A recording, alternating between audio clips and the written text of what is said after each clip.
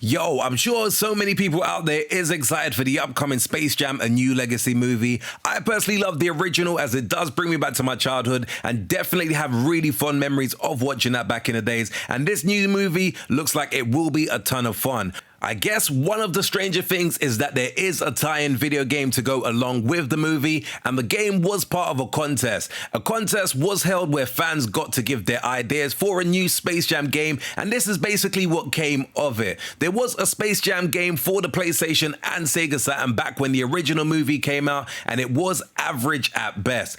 I've had the privilege of playing the Space Jam: A New Legacy tie-in game over the weekend, but in this video I'm going to be sharing 5 of the gripes that I've experienced with the game and whether it's worth you downloading it or not.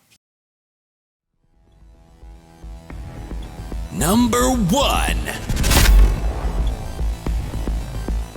Look, the contest was done by Microsoft, so it does kind of make sense, but it is a bit of a shame that a movie that is aimed at kids and families will not be playable by everyone. Look, I personally get it. Microsoft was definitely the one who put the money up for the game, but it will kind of be a little bit of a shame for kids who kind of go to see the movie, love it, and then hear that it is a video game, but they potentially might not have the opportunity to play it if they don't actually own an Xbox console. I guess it is definitely a great look for the Xbox One owners out there, and I guess this kind of adds to the exclusive catalog, but at the same time it is a little bit of a shame, especially considering that this is a game that should technically be a little bit more on the universal side of things.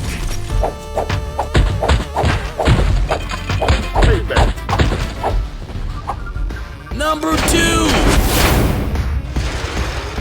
Keeping it real, while this is called 5 Things That I Do Hate About the New Space Jam: A New Legacy, the game, I have to say that this is actually a fun game while it lasts. It is a beat 'em up in the style of classics such as Streets of Rage and Final Fight. You get to play as LeBron James, Bugs Bunny, and Lola Bunny, and it is made for 1 to 3 players.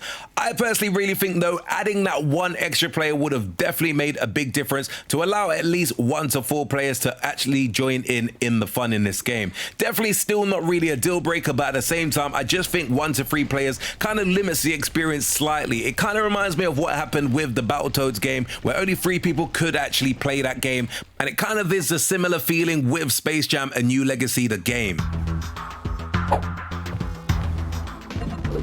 Number 3. I guess hopping on from the previous gripes, I feel that more playable characters could have definitely be a great thing. This one might be a little bit harsh. The 3 character roster is fun, and the way you can pass a basketball to each other and use it as a weapon is definitely a great idea. The other characters from the movie do show up in the game. However, Space Jam: A New Legacy has some great characters such as Taz, Porky Pig, and Daffy Duck, not forgetting Granny, just to name a few, and it is a shame that none of these are actual playable characters. I do feel that they should have definitely allowed you to be able to mix it up and choose from such a great roster of Looney Tune characters.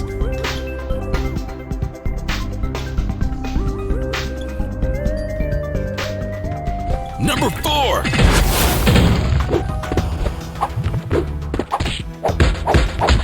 Yet again, probably another little bit of a harsh criticism here, and maybe asking a little bit too much, especially considering that this is actually a free game at the end of the day. And setting up servers do add up in costs, and I assume the whole idea behind the game is just to potentially help promote the upcoming movie. However, the selfish side of me would probably look on the longevity and the replayability factor of the game, and I just personally feel that having an online co-op wouldn't have been such a bad idea. Whilst you can play this game locally, nowadays I just do feel that gamers don't always have the privilege of a friend or family member sitting right beside them just to play a game, like how it kind of used to be back in the days.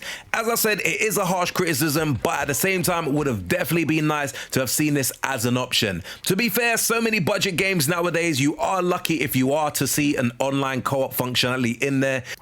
But I just feel like a game like this with so much potential could have at least added to the replayability factor of the game by including this option.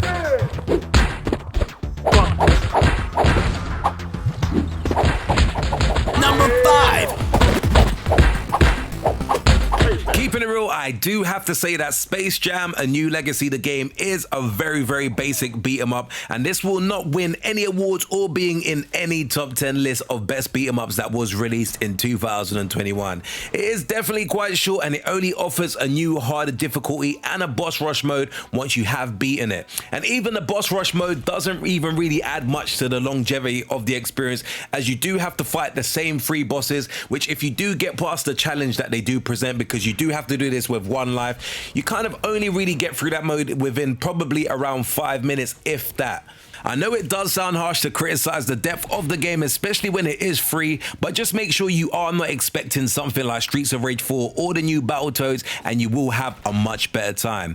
Overall, as a freebie, I probably can't complain. Well, I could, and I guess I did in this video, but for the most part, this is somewhat of a really fun game for the best part of 90 minutes. Whilst I did enjoy playing this beat 'em up over the weekend, I would have probably loved to have seen maybe a mini basketball game created instead of a beat 'em up. They did try and implement the basketball into the game mechanics, and it was fun at times, but it just felt like the ball was simply put there in order to tie in the basketball into the game somehow. I guess the $1 million question, is it worth downloading? Well, instantly I will say absolutely yes. The game is free, you don't have to spend anything, and to be fair, the game is definitely a fun game. I've played it for probably about an hour and a half to potentially 2 hours, and pretty much seen most of what the game has to offer. There isn't really much to do outside of that time frame. I do think this is probably a 2-hour game at max, but at the same time, it definitely is a really fun pick up and play game that if you do want to kill a couple of hours, it is not the worst game to play. By no means will this game be mentioned across some of the greatest side-scrolling beat-em-ups that we've seen over the years, and it is certainly not the best game that is released in 2021, but at the same time, as I mentioned, it is a free game and still worth downloading. Anyway, peeps, that was just a very, very quick run-through of my personal opinion of this game. I have dropped a few gameplay videos and boss fights over the weekend, so I just wanted to really just give you guys a little bit of dialogue behind my personal opinion surrounding this game. Do let me know if you had the opportunity to play this game over the weekend, if you've got that all-important Game Pass Ultimate membership, and also what do you think of my criticism? Is it a little bit too harsh? Is there anything that kind of stood out for you that you didn't actually enjoy about the game? And until next urban gameplay video, we definitely say peace out, peeps. Make sure you hit that like and subscribe button for more cool urban gameplay videos.